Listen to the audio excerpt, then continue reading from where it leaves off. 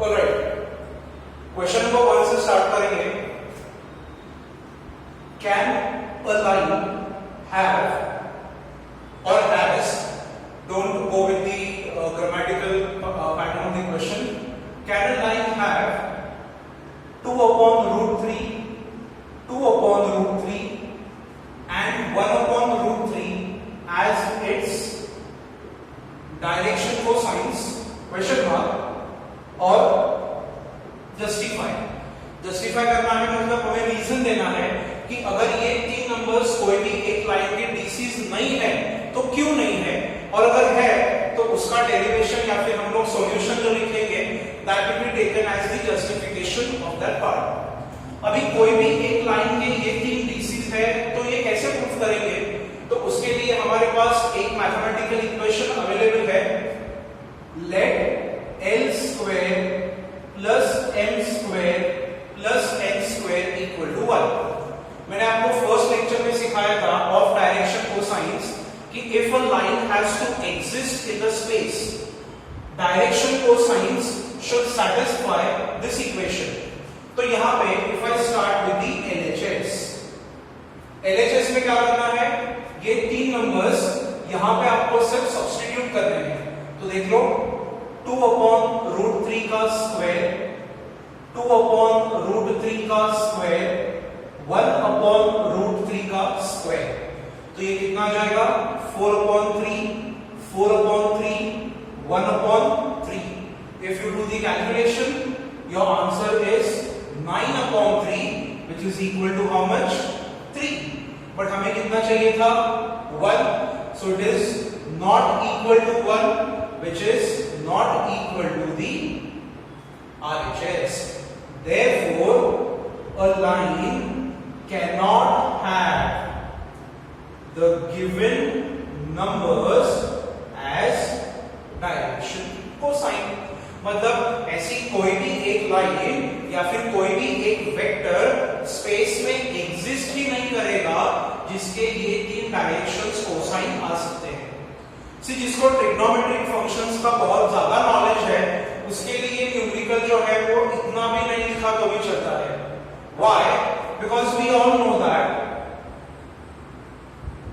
Direction cosines मतलब cos alpha, और cos alpha, cos of any angle it lies in the range of -1, तो ये number देख लो आप 2 upon root 3, रूट 3 की वैल्यू है 1.732, तो 2 upon root 3 is a number which is greater than 1, तो ग्रेटर देन 1 तो पॉसिबल ही नहीं है ना।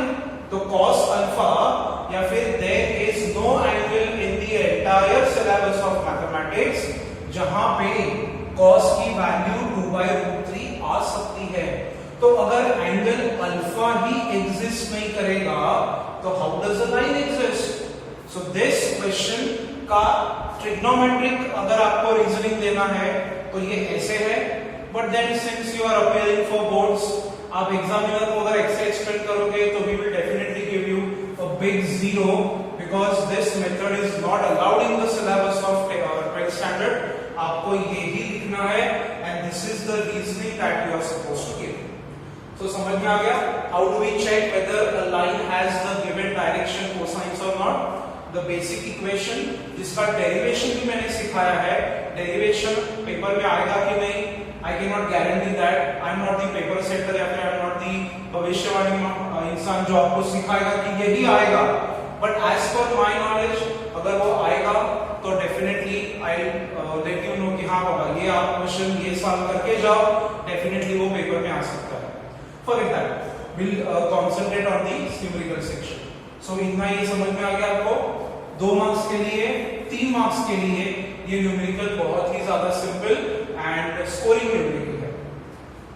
क्वेश्चन नंबर 2, ये न्यूमेरिकल सीईटी में बहुत बार देखा गया है।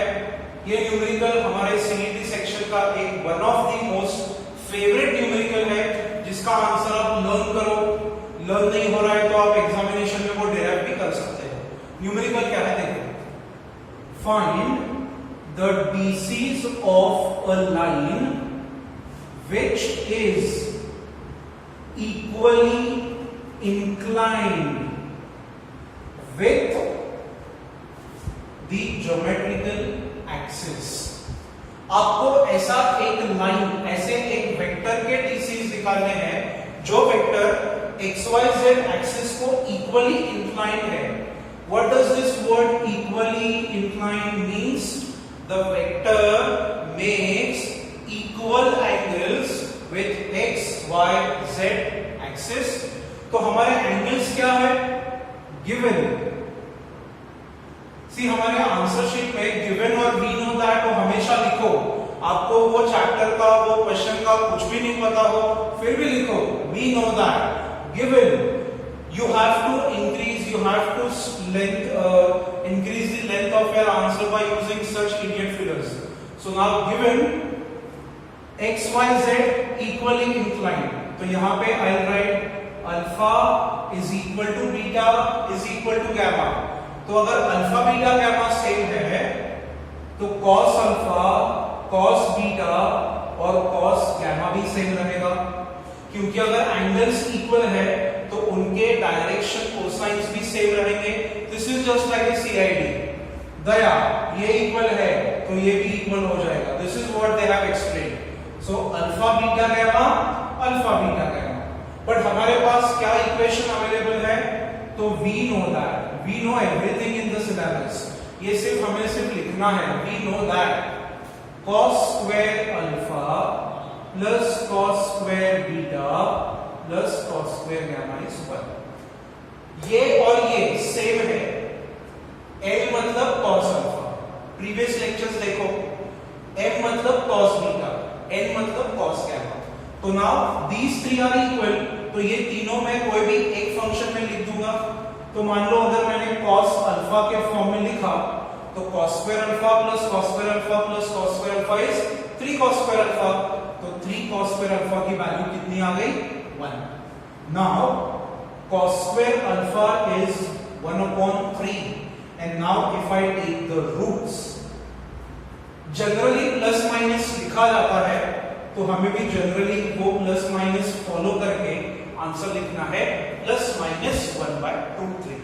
तो now therefore cos alpha, cos beta, cos gamma is plus minus 1/2/3। तो जब कभी भी एक लाइन सेगमेंट इक्वली इंक्लाइंड है विद द कोऑर्डिनेट ज्योमेट्री, तो वो तीनों cos functions alpha beta gamma उनका जो नंबर है it is always equal two plus minus 1/2/3। समझ में आ गया?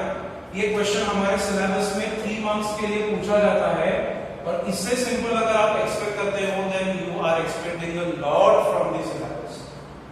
Simple, easy. Okay, now question number 3, आज का लास्ट क्वेश्चन। सी हमारे क्लासरूम के लाइव लेक्चर्स में जब कभी भी ऐसा बोला जाता है आज का लास्ट क्वेश्चन, तो that is the most relieving part of the chapter of this session. नहीं तो हर बार आप घड़ी को देखोगे कि यार अब कब 1 घंटा पूरा होगा, कब 1.5 घंटा पूरा होगा। तो अभी वैसा तो कुछ है नहीं, आप अपनी मर्जी से ये लेक्चर्स देख सकते हो। मेनी स्टूडेंट्स ये लेक्चर्स रेगुलरली देखते हैं and I really appreciate that work. जैसे आप बाकी की चीजें सोशलाइजिंग करते हो regularly on the internet, please इतना हाफ एन आवर तो निकालो, नहीं तो ये सिलेबस जो है वो जैसे पाइल अप होते जाएगा it is very difficult to complete the chapter till last moment. Last question, simple, 3 marks या फिर 2 मार्क्स, कम से कम 2, ज्यादा से ज्यादा 3। The question is if a line make an angle of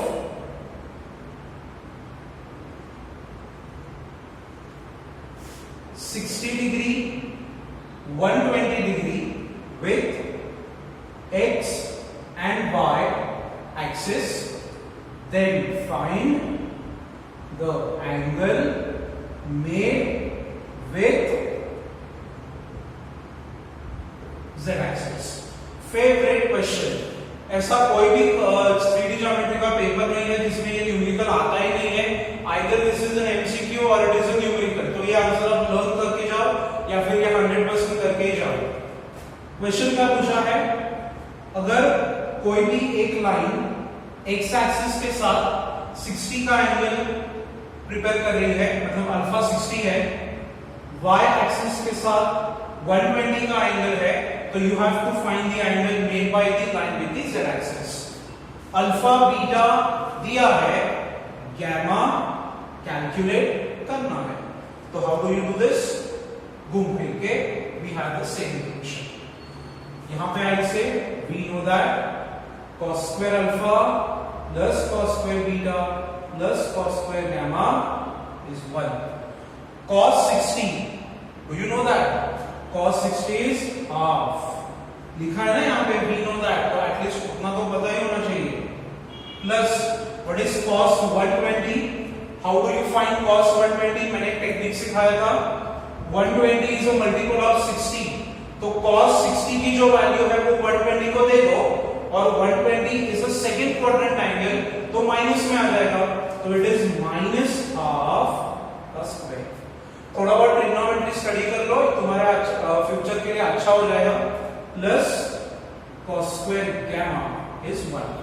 now squaring and adding, ये 1/4, ये 1/4, तो 1/4 plus 1/4 half, plus cos square gamma is 1. Half ले लो RHS पे, तो cos square gamma 1 minus half, वापिस हो गया हाफ, तो cos square gamma अगर हाफ है तो cos gamma कितना आ जाएगा? Plus minus 1/2। My suggestion is plus minus लिखो, कितना ज्यादा फर्क पड़ेगा, आपको सिर्फ दो सिंबल्स लिखने हैं। But the question is find the angle. तो cos gamma पता है, तो आपको you have to find such angle which is satisfying the condition. तो हमें स्टार्टिंग में पता है कि अगर cos gamma ये प्लस 1/√2 है, तो gamma क्या आएगा? gamma is equal to 45 degrees, basic acute angle। But अगर cos gamma माइनस 1/√2 है, तो आपको ऐसा एक एंगल निकालना है जिसका नंबर आंसर माइनस 1/√2 आना चाहिए। कैसे निकालोगे? सिंपल टेक्निक, अगर cos gamma is माइनस 1/√2, तो ये जो नंबर है वो 180 में से माइनस कर दो, gamma gives you 135. This is nothing but cos pi minus theta, the trigonometric का align angle, because it is equal to minus cos theta. Now you will be wondering कि मैंने cos pi plus theta क्यों नहीं लिया, यहाँ पे मैंने 225 का एंगल क्यों नहीं लिया? The reason is, जब कभी भी 3 डायमेंशनल ज्योमेट्री में मैं डायग्रामेटिकली एक्सप्लेन करूंगा, the more you see the better you understand. मान लो कि ये एक लाइन है जो एक्सिस के साथ एंगल्स प्रिपेयर कर रही है, तो ये अगर 45 है तो ये एंगल कंपल्सरीली 180 माइनस 45 हो जाएगा, लीनियर पे 10th standard, promoted you are, so you should know this. समझ में आ गया?